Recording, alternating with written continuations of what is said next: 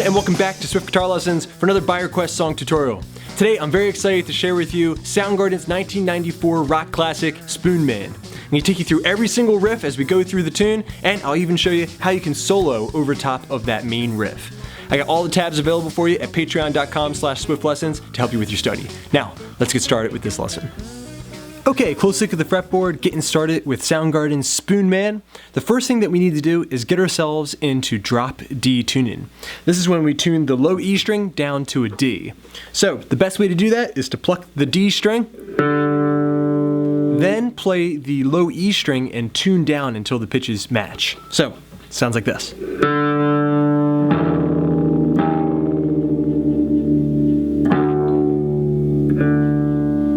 Now, to produce a power chord, all you need to do is bar the bottom three strings. For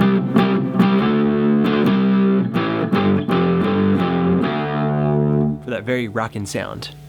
Okay, now that you have yourself in drop D tuning, let's take a look at the intro section. It's gonna sound like this.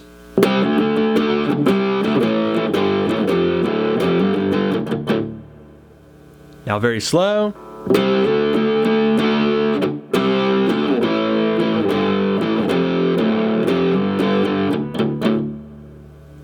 Okay, let's break that up section by section. Okay, breaking that up part by part. Let's do section 1 will sound like this.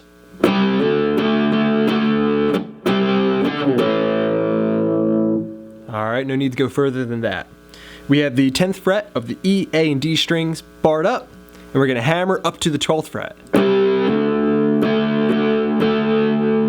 Then we're going to hit that 12th fret with down, up, down. So we have the hammer, down, up, down, then a dead stroke. And then that's followed by 10, 12. So far we have.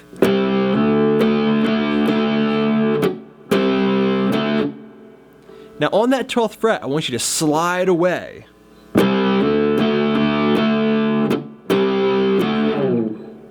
before grabbing the 7th fret of the same strings, E, A, and D.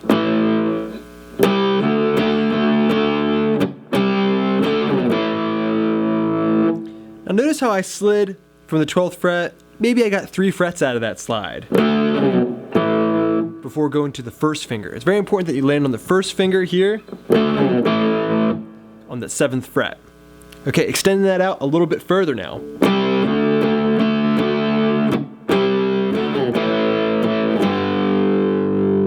It just keeps falling, now down to the 5th fret.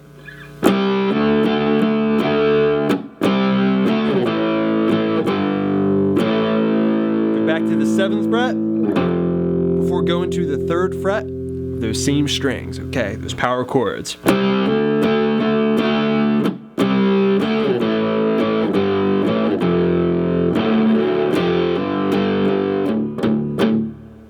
So the last little section there is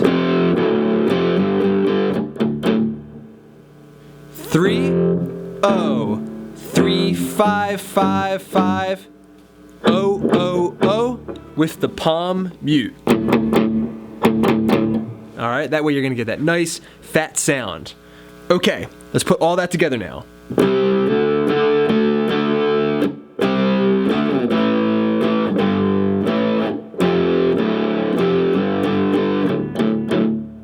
A little bit faster.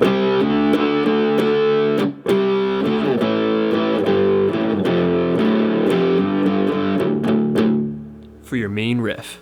Okay, so you have the main riff down. Now there's one variation that they throw in when the vocal line comes in, and it's basically just condensing, cutting off that riff, and then letting the 5th fret power chord ring out. That would sound like this. All my friends are brown and red. Alright, and then they jump back in to another riff. So that started off the same exact way as the main riff. The dead stroke. Slide away from the 12th fret, but instead of landing on 7, land on 5 and let it ring.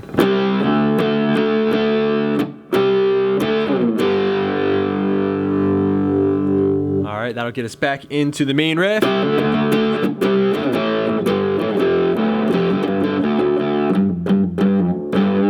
And now you're ready for the chorus. Okay, congrats, you've completed the main riff. If you're struggling with that still, I would suggest playing it on 1 string only, just the low E string to get started.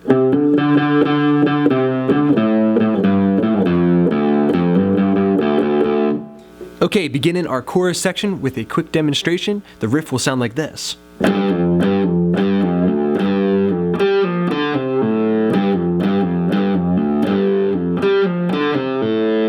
Alright, and that'll get us back into that main riff or that verse. So that was the 5th and 3rd frets of the low string 3 times before pulling off to the open string. After that we'll have 5-3 again, and then we're going to play D string, 5-3, and then the A string,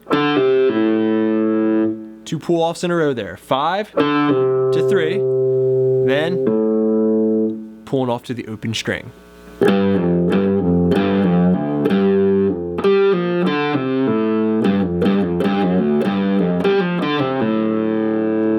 Alright, for that chorus riff. Okay, now you have your main riff, that main riff variation, the chorus, complete. Now we're ready to move into the section that Chris Cornell uses to usher in Kim Thayil's guitar solo. It's going to sound like this.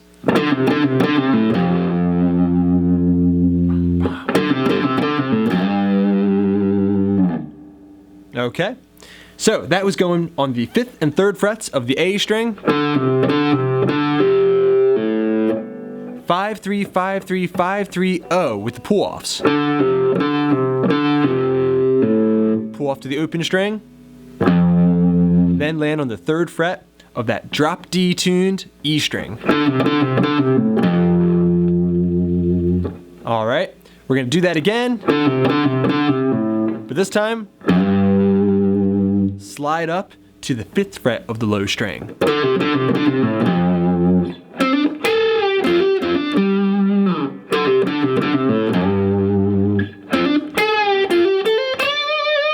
Alright, and that'll get us into the solo section. Okay, so while Chris is playing that riff, Kim is responding, kind of a call and response here. This great little licks. All right, here's how you play it. That first part, we're doing a hammer on the D string, 10th to 12th. Then you're going to play the 12th fret G string and bend it up a whole step. But you're also going to have the B string, 10th fret, kind of coupled with that. And you're going to pitch match. This note that you're bending up to should match that B string. You're going to let the string come down a little bit. After that, we have a hammer from 10 to 12 on the G, a hammer from 10 to 12 on the D. Then we have the 10th fret of the A string. You put all that together.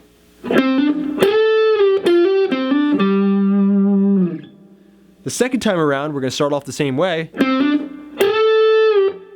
The hammer from G 10th to 12th. Then a hammer from B string 10th to 13th. Then bend that B string up a whole step. Grab the high E string 10th fret along with it.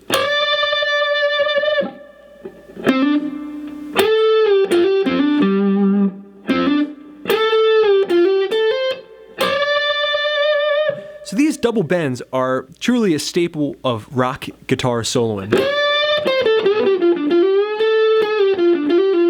You're always going to see advanced players throwing those double bends together to add a little texture to their playing. Okay, so let's put all that together. Alright, part two. Now you notice how I'm kind of barring the strings, that way I have a little less movement to do. That's always an option. Okay, so those are the only two licks I'm going to show you verbatim. I'd much rather show you how to solo over the main riff competently rather than show you every single note of that very manic style guitar solo. We'll save that for another lesson. Basically what Kim is doing is he's playing the D minor pentatonic scale. The low E string is tuned down to D, so you play it off of the 12th fret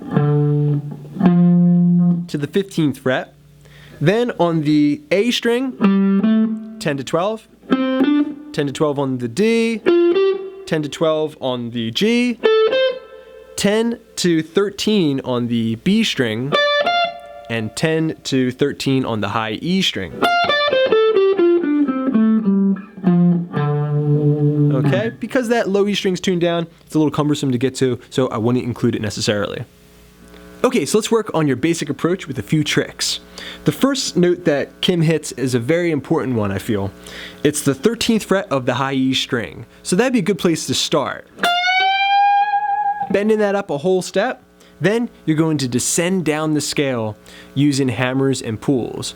A very common way of doing that, here's a technique that you can employ. It sounds like this.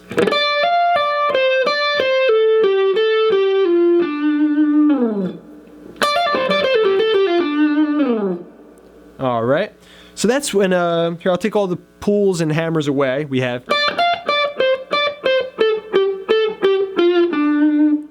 after that, you might hear Kim bend up the G string and take his pinky and grab the 13th fret of the B string and maybe even the high E string as he descends back down, letting that string drop. Alright, very Kim Thale.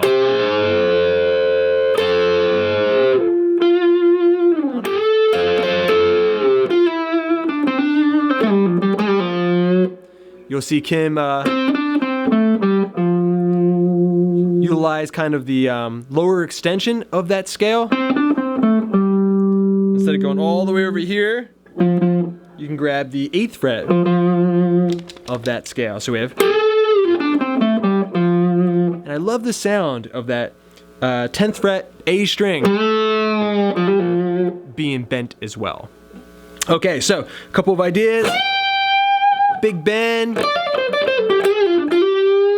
Big bend on the G string, grabbing the pinky note. letting the bend come back. So bend the G. The high strings usually go into the 10th fret G string after that, or resolving on the root. Okay, in my own solo, you saw me kind of climbing up into pentatonic extension.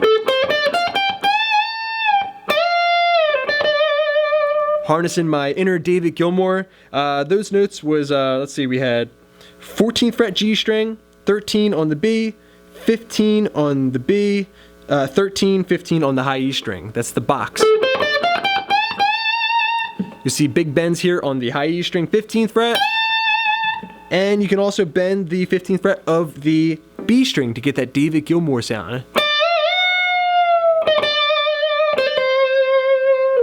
To mix into your Soundgarden there. Okay, in previous Lick of the Weeks, I've shown how you can kind of get a little Jimmy Page sound by, in this key, going up to, let's see, the 18th fret of the B string. Yeah, we're gonna bend that note up real high.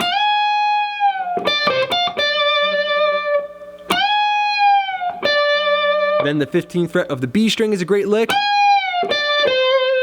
17th fret G, 18th fret B, and then right there you can rest on the what's that, the 15th fret of the B string. All right. So that's kind of the tricks that I like to use in this kind of a rock context. Your double bend, hammers and pulls to descend down.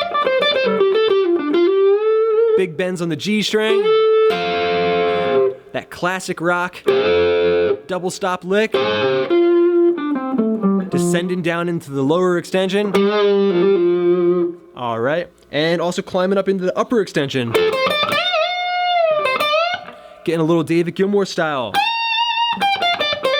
Maybe even a little Jimmy Page. For soloing over the main riff. Okay, now that you know how to solo over top of the Spoonman main riff, it's time to get into the last riff of the tune. This is the Come On Lag It Off riff. It's what they're using. It's kind of a variation to the riff that we heard in the solo. It's going to sound like this.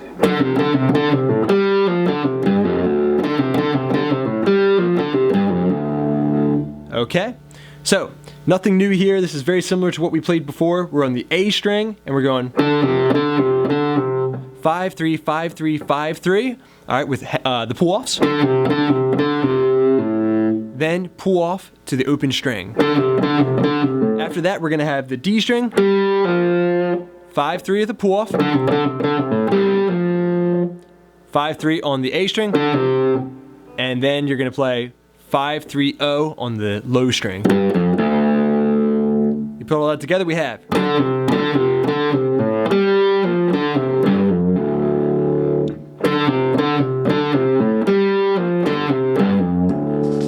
Alright everyone, thanks so much for checking out this lesson on Soundgarden Spoonman. I hope you enjoyed it. Thanks so much to my supporters at patreon.com/swiftlessons. I hope you're enjoying the tabs to this tutorial. I got many more lessons coming up, so keep checking back. Please subscribe, please share. This is Rob at Swift Guitar Lessons in Philadelphia saying happy picking.